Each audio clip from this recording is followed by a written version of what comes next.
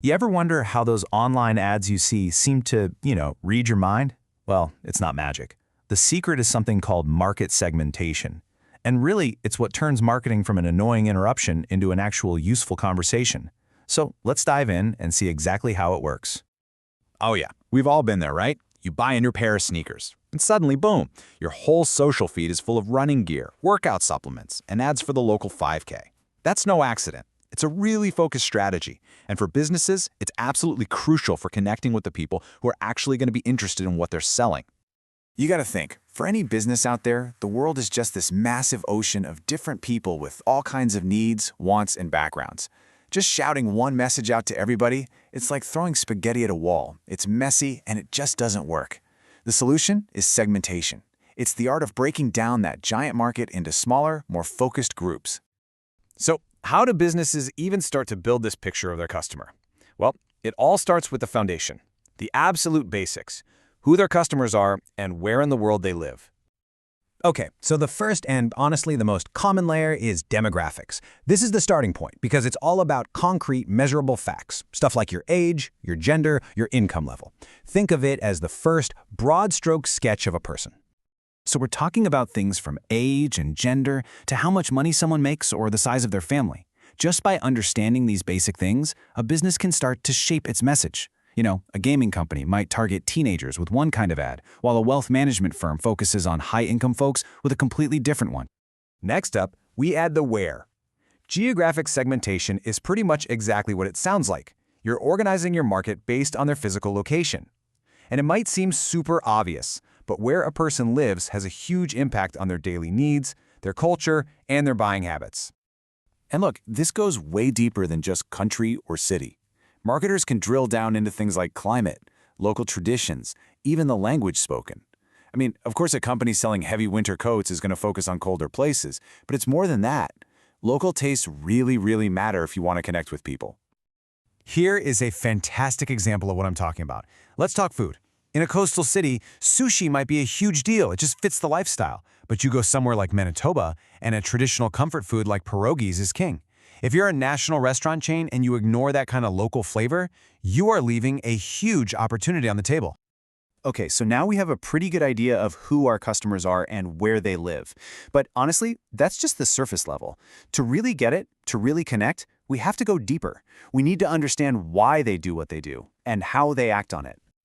This quote from Simon Sinek just nails it.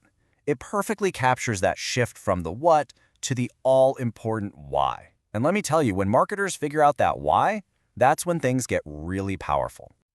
So how do we get to that why? Well, that's where psychographics come in. This is where we stop looking at the external facts and start looking at the internal world of the customer.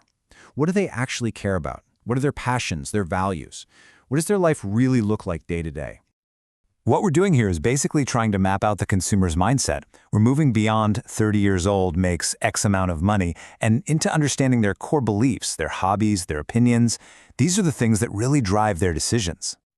Think about how people buy cars. It's a perfect example. On one hand, you've got someone who values safety, practicality, and having enough space for the whole family.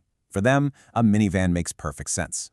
On the other hand, you've got someone who values freedom, adventure, and getting outdoors. They're probably going to be drawn to a rugged Jeep. The basic need is the same, getting from A to B, but the why behind the choice is totally different.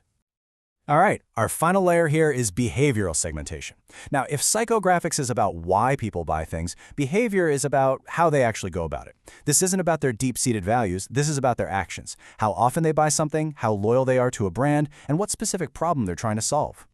So marketers are looking at a few key things here. Are you a heavy user, or do you just buy this product once in a while? Are you super loyal to one brand, or do you always shop around for the best deal?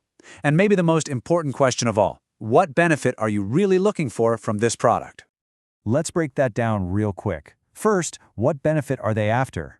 Let's take shampoo. Are they looking for volume, color protection, frizz control? Second, what's their usage rate? Someone who uses a lot of product might be interested in a subscription or a bulk discount. And third, what's their user status? You'd give a special offer to a brand new customer, but a loyalty reward to someone who's been buying from you for years. So we've got our 4 layers: demographic, geographic, psychographic, and behavioral. Now, each one of these is useful on its own, but the real magic happens when you put them all together. That's when you can create this incredibly detailed and powerful picture of your customer. Okay, let's see how this all clicks together. Imagine a hair care company trying to find its perfect customer. Demographically, they're looking for a 35-year-old woman with a higher income who lives in a city. Geographically, she's in a humid, coastal area. Psychographically, she's eco-conscious and has an active lifestyle. And her behavior? She's a loyal, frequent buyer who is specifically looking for frizz control. All of a sudden, that company knows exactly who they need to talk to, what they should say, and which product to show her. It's that specific. And once you understand this framework, I'm telling you, you will start to see it absolutely everywhere. It's the hidden blueprint behind almost every ad that really connects with you. And that's really the whole point. This is how marketing stops being noise and starts being a conversation.